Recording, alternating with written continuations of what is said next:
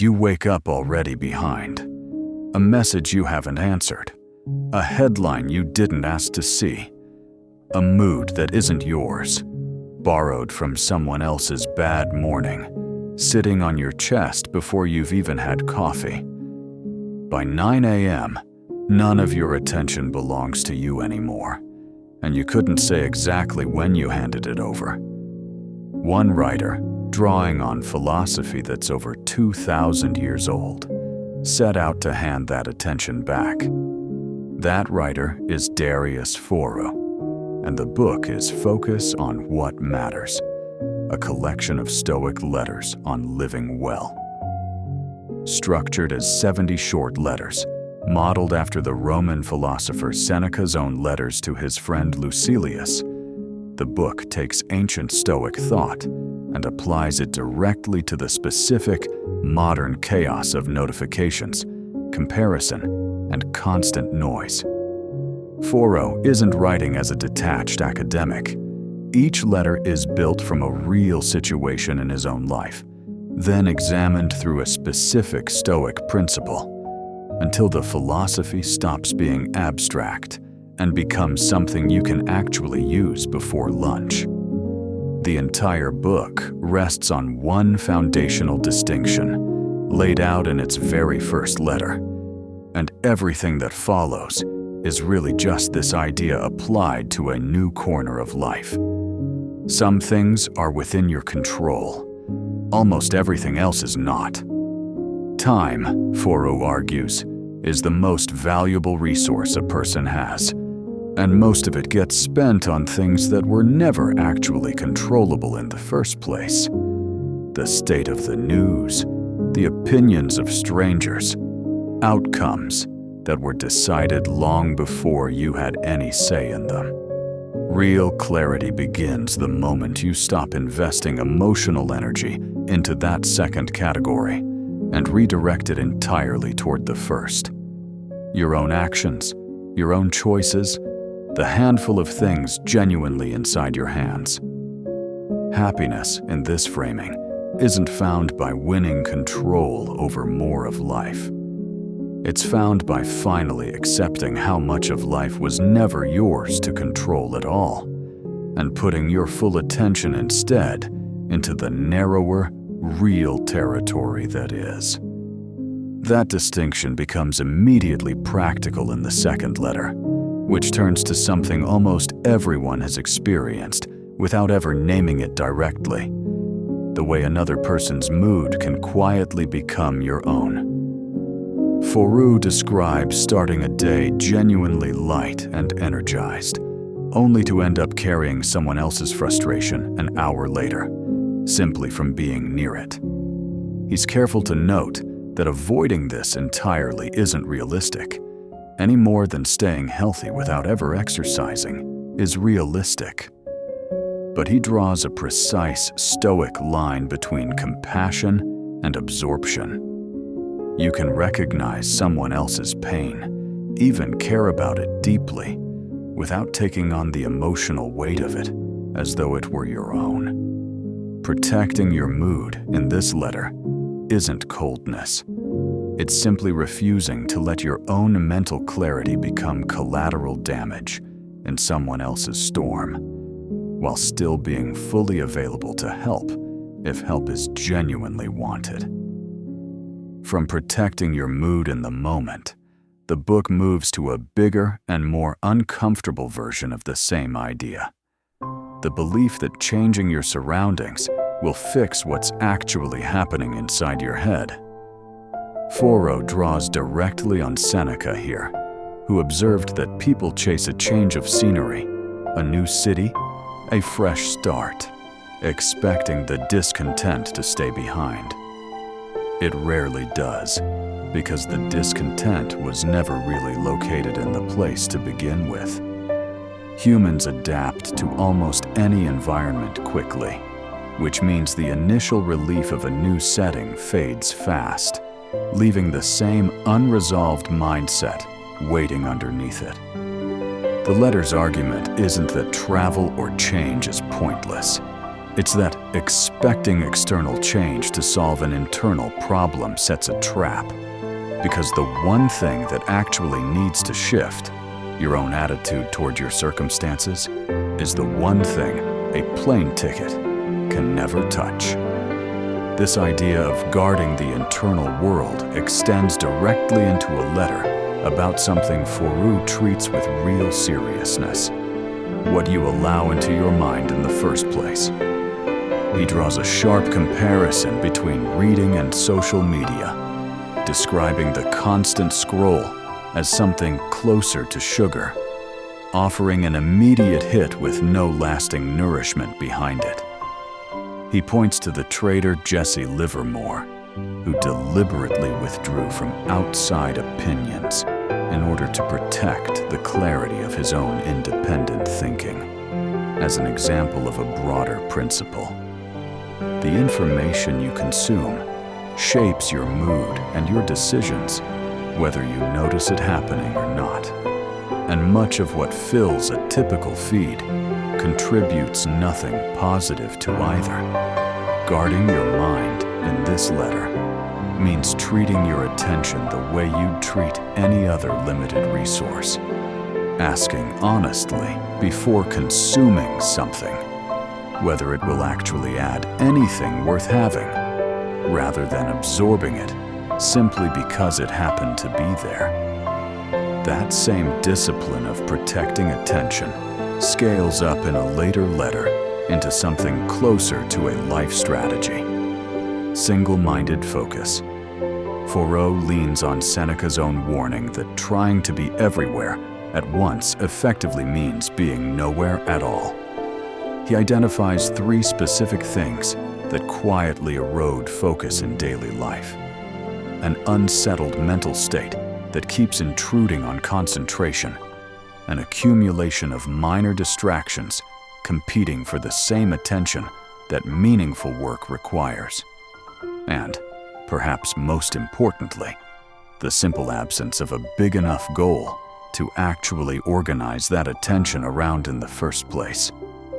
Without something substantial pulling your focus toward it, effort naturally scatters across a dozen smaller, less meaningful directions. The letter doesn't argue for constant, unbalanced intensity. It argues for choosing a small number of priorities deliberately and letting nearly everything else fall away. Because trying to excel at everything simultaneously reliably produces burnout rather than progress on any of it. Alongside focus, the book returns repeatedly to a theme that might be its most demanding: not merely tolerating what happens to you, but actively welcoming it. In one letter, Foroux describes a personal moment of receiving a gift he didn't particularly want, and reflects on how differently that moment could have felt with a small mental shift. Drawing on Marcus Aurelius, he describes a Stoic practice of accepting events not with quiet resignation, but with something closer to genuine openness, treating whatever occurs, wanted or not, as something to be met rather than resisted. This isn't presented as an easy trick. Foroux acknowledges it can feel counterintuitive, even strange, to frame an unwanted event as a kind of gift. But the underlying logic is precise. Resisting what has already happened costs real mental energy and changes nothing about the outcome. Meeting it instead frees up that same energy for whatever comes next. This theme of acceptance connects directly to what might be the book's most piercing thread, one that runs quietly underneath nearly every letter in its second half: the shortness of the time actually available to any of us, and how easily that time slips into a kind of permanent waiting. Foroux writes about a reunion with an old colleague, and the strange realization of how much time had passed since they'd built their friendship together. One of them moving into an unconventional path, the other continuing steadily up a corporate ladder. The reflection leads back to Seneca's own insight that the value of a life isn't measured by its length, but by how fully its time was actually used. Foroux is honest that there's no clean formula for balancing future planning against present enjoyment. But he's specific about the danger he sees most often, something he describes as living permanently in the space between here and there, perpetually oriented towards some better, more complete version of life that's always just ahead, never quite arrived at. That orientation, held long enough, quietly consumes the very days it was supposed to eventually lead to. Before any of these outward-facing letters, though, Foroux spends real time on something quieter and more internal. The story you've been telling yourself about who you are. In one letter, he reflects on a period when he seriously considered quitting his writing career and realized something uncomfortable in the process. If he could talk himself into quitting, he could just as easily talk himself into persisting, because both were simply narratives, chosen rather than fixed. Drawing on Marcus Aurelius, he makes the case that you are not permanently defined by how you've interpreted your own past. The events already happened, but the meaning attached to them and the story built from that meaning remains something you're actively choosing, whether you realize it or not. Rewriting a self-defeating narrative isn't self-deception in this framing. It's simply refusing to let an old, unexamined story keep dictating a future that hasn't happened yet. Foroux ties this back to an earlier letter on self-knowledge, where he describes buying an SUV he didn't actually want, driven by a vague sense of obligation rather than genuine preference. He connects this to Socrates' old instruction to know yourself first, arguing that most poor decisions don't come from a lack of self-awareness, so much as a refusal to act on the self-awareness a person already has. Knowing you're an introvert and still forcing yourself into draining social situations out of fear of judgment is a failure not of insight, but of follow-through. The letter's practical suggestion is to pause before any significant decision and ask whether the choice actually aligns with what you already know about your own values and long-term direction, rather than what feels socially expected in the moment. That same willingness to take deliberate ownership shows up again in a letter about decision-making, where Foroux describes watching two former co-workers pursue the exact same desire, to leave behind stable corporate jobs and build something of their own. One made the leap and built a consulting business. The other stayed put for years, held back not by lack of ability, but by a persistent worry over what others might think of the decision.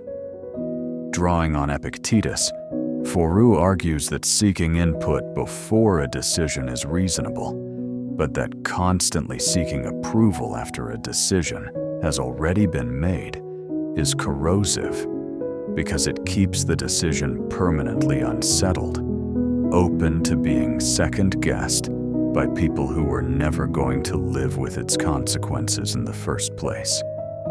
A life built from decisions made primarily to satisfy other people's opinions, he argues, tends to produce exactly the kind of quiet regret it was originally meant to avoid.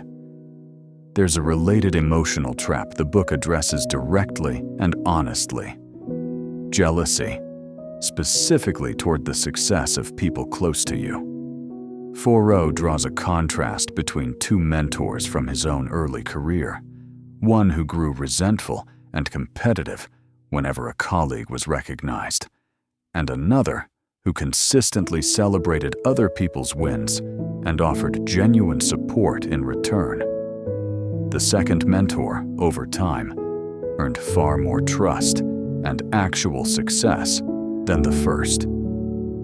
Foroux connects this back to Seneca's own letters, where Seneca expresses open pride in a friend's achievements rather than the quiet comparison most people default to.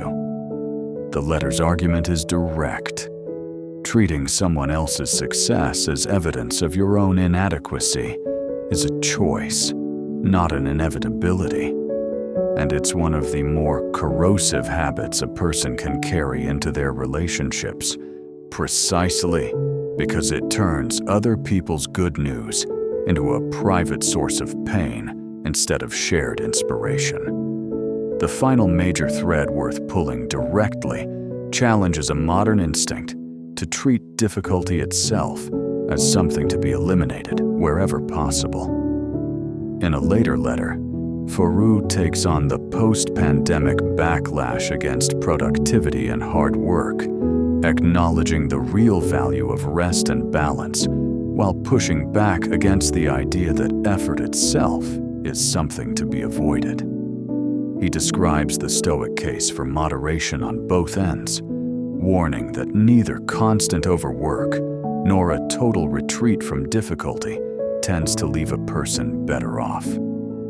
Real growth in relationships, health, or any meaningful pursuit requires embracing tasks that are genuinely hard, not despite the difficulty, but partly because of it. The letter's Stoic conclusion is specific. Focus on the effort itself and hold your expectations about the outcome loosely, because outcomes were never fully within your control to begin with. What was always within your control was simply whether you showed up for the hard, necessary work in front of you today. Every one of these letters, taken together, keeps circling back to the same foundational move the book opened with. Look honestly at what's actually yours to control, and stop bleeding attention and peace into everything that isn't. Guard your mind the way you'd guard any resource worth protecting. Rewrite the old story you've been quietly repeating to yourself, if it's no longer serving you. Meet what happens instead of fighting it after the fact, and let other people's success inspire you rather than diminish you. And remember, without dread, but without denial either, that the days available to actually practice any of this are not unlimited, which is exactly what makes them worth spending on what genuinely matters, starting now, rather than at some better, more convenient moment that keeps quietly moving further away.